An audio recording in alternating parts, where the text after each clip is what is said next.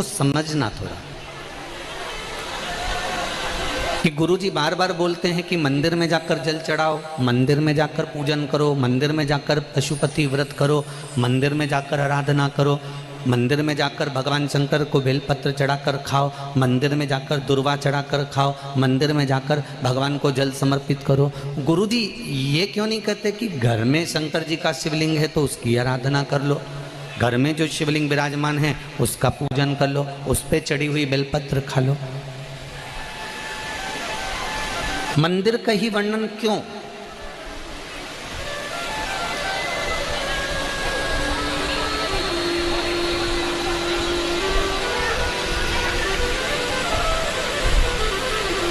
एक आप ये बेलपत्री भगवान शंकर को चढ़ाएं ना चढ़ाएं, आप पुष्प भगवान शंकर को चढ़ाएं ना चढ़ाएं, आप दुर्वा भगवान को चढ़ाएं ना चढ़ाएं,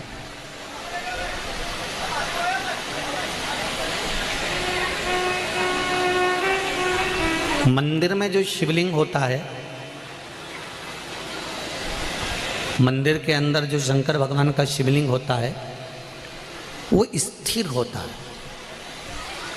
और घर में जो शिवलिंग है वो स्थिर है क्या? उसको तो तुमने उठाया, उठा के थाली में रखा, स्नान कराया, वापस बिठा दिया।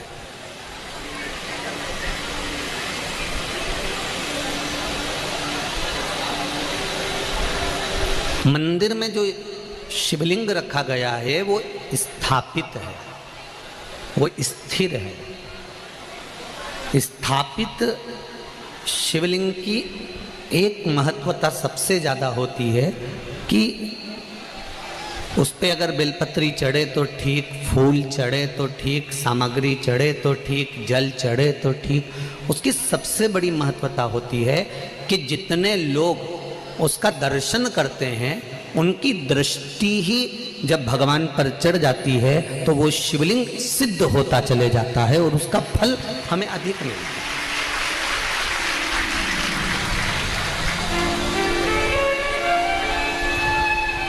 उसका फल हमको अधिकता में प्राप्त होता है। अब घर में जो शिवलिंग है, घर में जो शंकर भगवान का शिवलिंग है छोटा सा, उस पर कितने लोग दर्शन कर रहे हैं? आपने कर लिया, पति ने कर लिया, बच्चों ने कर लिया, या घर में जो सास ससुर हैं, परिवार है, कुटुंब है, उसने दर्शन कर लिया, या आपके कोई मेहमान आ गए, आपके कोई रिश्तेदार आ गए तो उन्होंने दर्शन कर लिया। समझ लेना जरा अच्छे से हो। अब घर के शिवलिंग पर परिवार वाले ही दर्शन कर रहे हैं, परिवार के लोग ही उसको दर्शित हो रहे हैं, दर्शन कर रहे हैं, पूजन कर रहे हैं।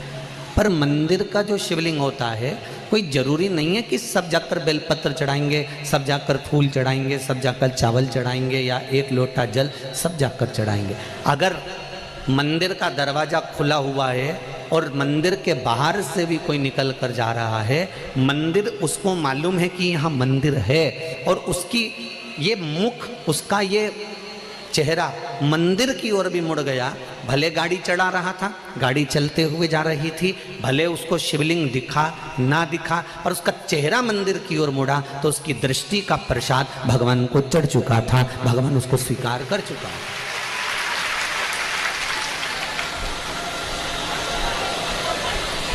तेरे मंदिर में आना मेरा काम है और मेरी बिगड़ी बनाना तेरा काम। आप उसके सामने से निकले,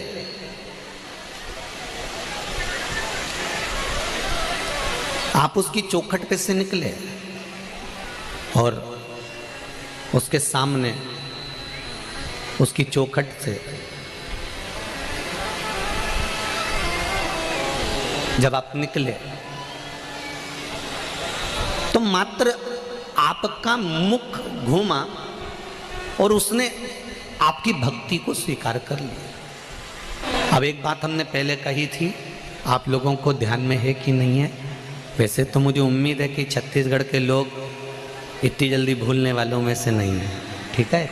आप लोगों को सुना होगा, हमने कहा था कोई शिवलिंग जंगल में हो, एकांत में हो, जहां कोई नहीं जाता, बोला था कि नहीं बोला था, जहां कोई ना जाए, केवल शिवलिंग है, वहां कोई जाता ही नहीं है, वहां कोई पहुंचता ही नहीं है, और आप वहां से निकल कर जा रहे हैं और आपने वहां पर एक लोटा जल समर्पित कर दिया या वहां सफाई कर दी या वहां भगवान की पूजन कर ली, तो वो अधिक फलदायी होता है।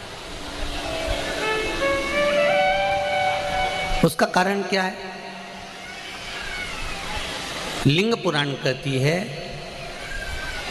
घर में जो शिवलिंग है उस शिवलिंग से ज्यादा बलवान होता है मंदिर का शिवलिंग। मंदिर के शिवलिंग से ज्यादा बलवान होता है तीर्थ क्षेत्र का शिवलिंग।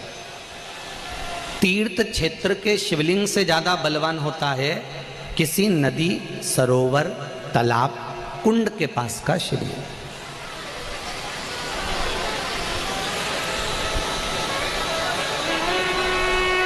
नदी, तालाब, कुंड के पास के शिवलिंग से ज्यादा बलवान होता है वन में, एकांत में, जंगल में, पहाड़ पर्वत पर, कोई शहर से दूरी पर, गुप्त स्थान पर कोई शिवलिंग है, वो बलवान होता है। अब उस शिवलिंग के पास में जाकर आपने भूल से भी एक लोटा जल चढ़ा दिया या कोई थोड़ा सा कपड़ा उतार कर आपने वहाँ थोड़ी सी सेवा कर दी, तो उसका फल तो 1000 लाख गुना तो मिला है।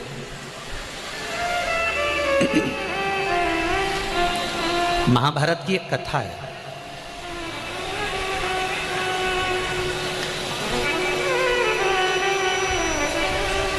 इसका प्रसंग महाभारत की कथा में भी मिलेगा और नरसिंह पुराण में भी मिलेगा। अगर आपको लगे किसी और वाले गुरुजी कौन सी पुराण में से बोल रहे हैं, तो आप किसी ने पूछे तो बता देना, नरसिंह पुराण और महाभारत का ये पावन संवाद है। एक बार पांडव जब वन के लिए जा रहे थे,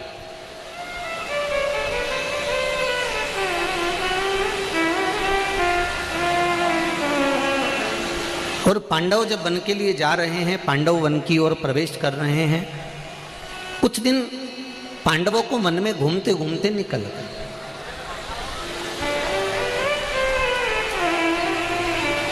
जब पांडव वन में घूमते घूमते निकल गए तो द्रौपदी एक पात्र लेकर जल भरने के लिए जा रही थी। अब द्रौपदी जब जल लेने के लिए गई, द्रौपदी के केश खुले हुए थे, सुंदर भी थी। वहीं पर एक